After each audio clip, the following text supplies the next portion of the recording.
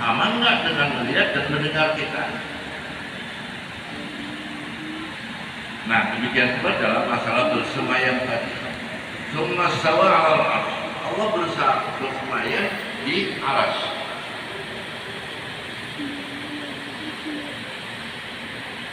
Jadi makna daripada bersemayam itu adalah bahwa Allah menguasai arsy. Lalu kalau dikatakan Allah bersemayam di arsy, berarti Allah membutuhkan tempat. Padahal sifat wajib yang keenam adalah kelima ya, qiyamuhu binafsi, tegak dengan sendirinya. Jadi la yahtaji ila makan, wa la yahtaji ila zaman, wa la yahtaji ila ghairi. Allah tidak butuh tempat, tidak butuh waktu, tidak butuh yang selain Allah. Nah, di sini kemudian kesepakatan ulama bahwa Allah memang bersemayam, tetapi tetap bersemayamnya itu tidak sama dengan kita tinggal di sebuah rumah. Tetap berbeda. Untuk itu kemudian kita dengar apa yang disampaikan oleh Imam Ahmad bin Hanbal.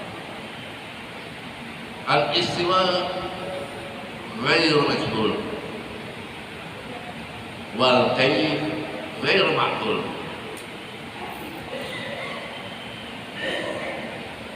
Wal iman bihi wajib wasu'al anhu sayyi'ah.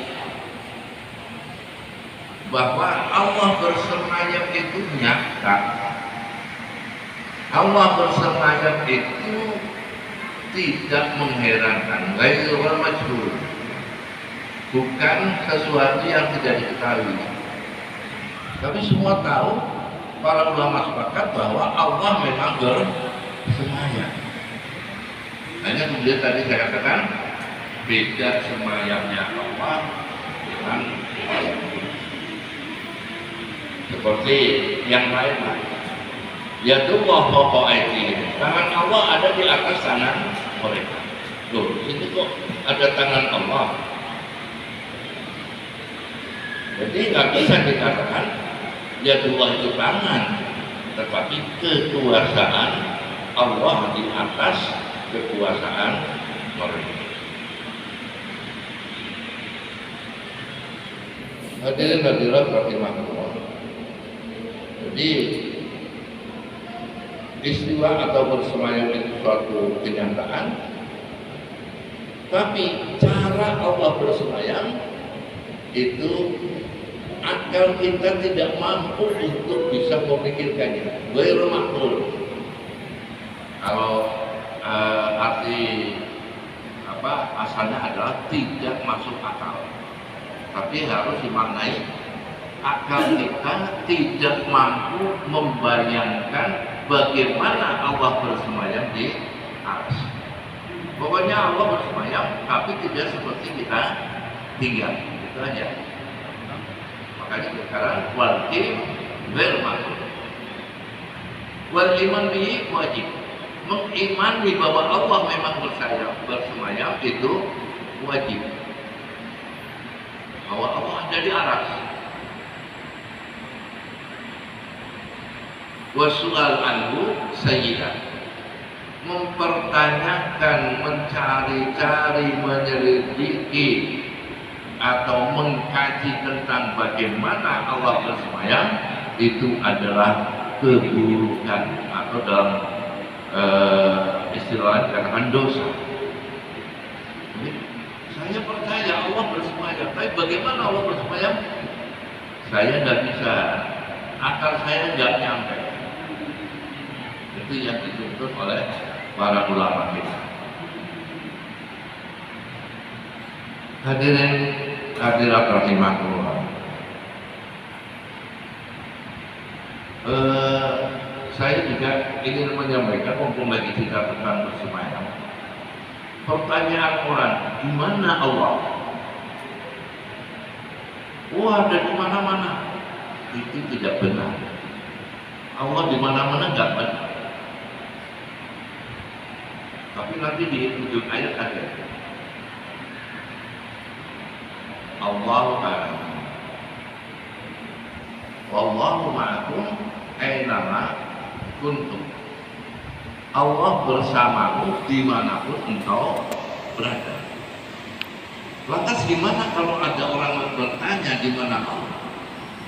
Maka kita harus sampaikan, karena Allah tidak memerlukan tempat, sedangkan pertanyaan di mana itu memerlukan tempat, maka pertanyaan ini tidak bisa dijawab, batal dengan sendirinya.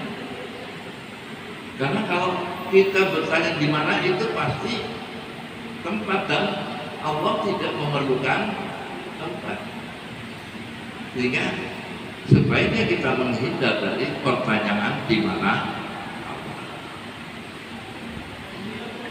Tapi pakai bahasa Al-Quran tadi, ma'hum ainamakum, bersama kalian dimanapun kalian berada. Seorang kiai membuat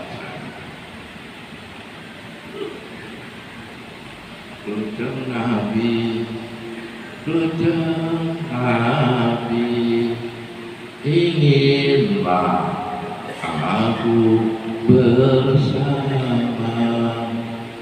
dengan Allah di mana aku berada,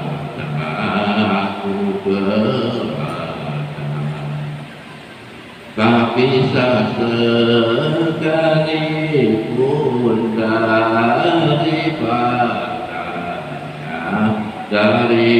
daripadanya, tak lupa dalam hati tiap detik, tiap detik.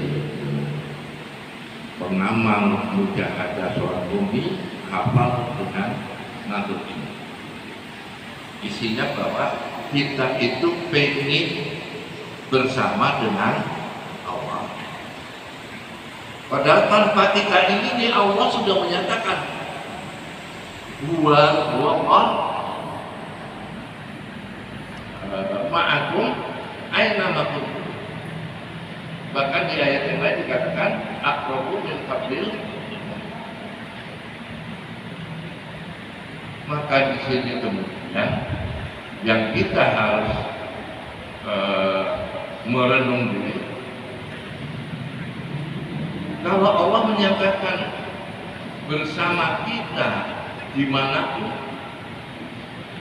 maka harusnya kita merasa.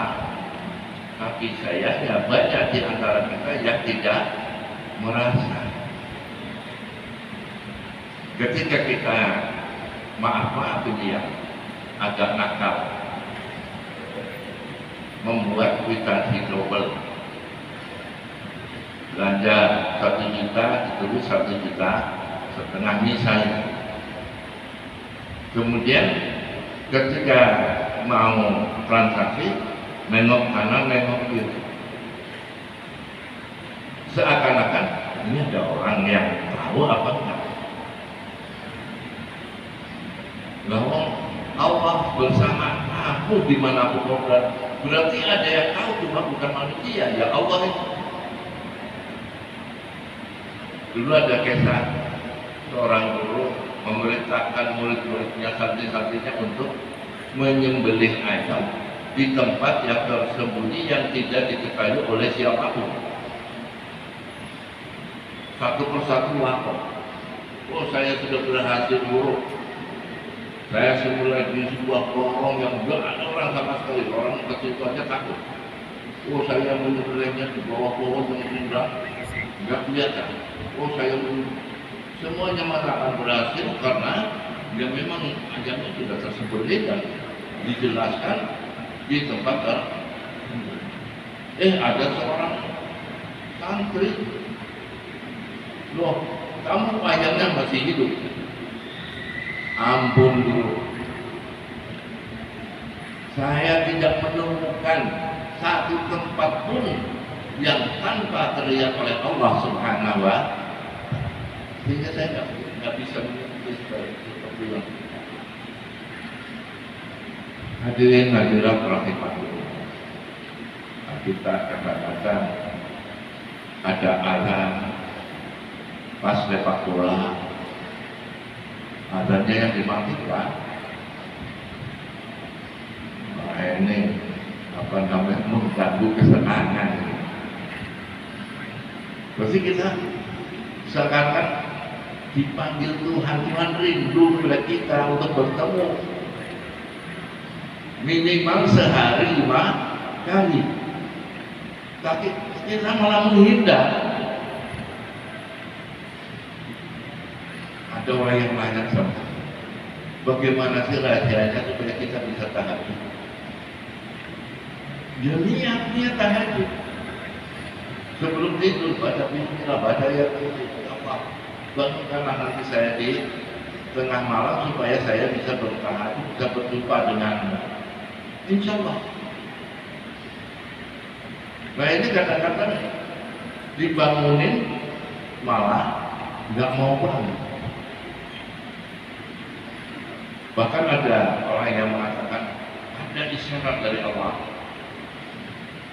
dengan fenomena apa namanya biologisnya.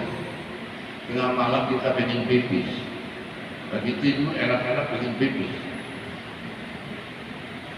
Itu adalah isyarat dari Allah. Kamu itu bangunlah, habis pipis berwuduklah, sholatlah 2 rakaat. Tapi nyatanya habis pipis ya tidur lagi. Wa huwa ma'akum aina makum. Kemudian yang ketiga, ini yang pertama tentang bersemayam, yang kedua tentang kedekatan Allah dengan kita. Yang ketiga tadi sudah disinggung dalam kisah santri yang disuruh memelihara, bahwa Allah mengetahui segala sesuatu yang terjadi di alam ini. Karena ketika Allah bersemayam di aras, itu Allah mengatur kita. Dunia tidak akan seperti ini kalau tidak diatur oleh Allah Subhanahu wa Ta'ala. Betapa rumitnya, betapa perniknya di dunia. Bahkan di dalam ayat tadi dikatakan, ya'lamu ma yalidu fil ardh wa ma yakhruju minha. Allah mengetahui apa yang masuk ke bumi dan apa yang keluar. Yang masuk apa? Ya, air masuk ke bumi. Ya apapun yang masuk ke bumi itu diketahui semua oleh Allah. Yang keluar, tumbuhan, tanaman dan keluar dari bumi. Wa ma yanzilu minas sama' wa ma ya'rudu fiha. Dan Allah juga mengetahui apa yang turun dari langit. Apa yang turun dari langit? Air hujan turun dari langit. Ada yang mengatakan air hujan itu hukum alam merupakan daun hidrolik, perputaran air. Uap laut naik ke atas, misalnya kena dingin, uap itu menjadi gumpalan-gumpalan awan, kemudian turun hujan. Hujan ke laut kan, nanti lautnya menguap jadi daun hidrolik saja. Maka dalam kita usul al-usul hamidiyah, untuk menanggapi hal ini, kemudian penulis menyatakan bahwa hujan itu ada 2 macam. Ada hujan yang merupakan daun hidrolik dan ada hujan yang memang diturunkan oleh Allah Subhanahu wa Ta'ala. Nah, kalau di padang pasir itu dikatakan daun hidrolik itu air dari mana? Nah, kalau di Indonesia banyak hujan, pantas kalau dikatakan daun hidrolik karena samudera yang luas. Hadirin hadirat rahimakumullah. Jadi kesimpulannya pada hari ini kita baca tentang bersemayam adalah kenyataan yang harus diimani tanpa harus dipertanyakan dan juga tanpa harus diketahui bagaimana bersemayam Allah. Mau sama dengan kita, mau tidak sama, itu jangan dipikir. Pokoknya kita percaya karena firman Allah yang tentang bersemayam itu sampai 6 ayat. Salah satunya yang tadi dibaca hadis ayat 4. Kemudian yang kedua, Allah Maha mengetahui segala ciptaannya yang masuk keluar bumi, yang turun naik langit, semuanya diketahui orang.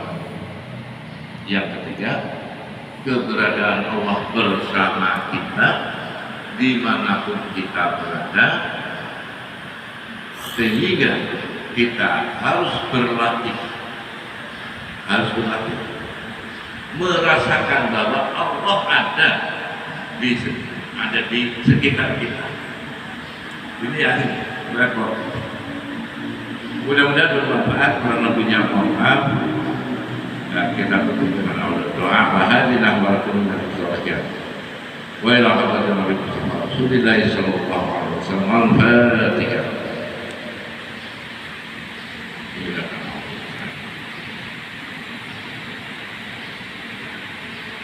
Allahumma sholli ala Muhammadin nabiyil ummi wa ala alihi wa sallam taslima. Allahumma lakal hamdu wa lakal mustaqim wa musa'an wa qala wa la quwwata illa billah. Allahumma anfa'na bima 'allamtana wa 'allimna bima yanfa'una. Rabbana al-haqqa haqqan wa rasulana wa rasulana. Rabbana wa fidlana ma aqratna wa la ta'ammatna wa la asrarna wa 'alanna wa anta a'lamu minna anta al-qadim anta al-mughni illa anta Rabbana atina fid dunya hasanatan wa fil akhirati hasanatan wa qina wa sallallahu ala sayyidina Muhammadin nabiyyi wa alihi wa sahbihi walhamdulillah. Taqabbalallahu minkum.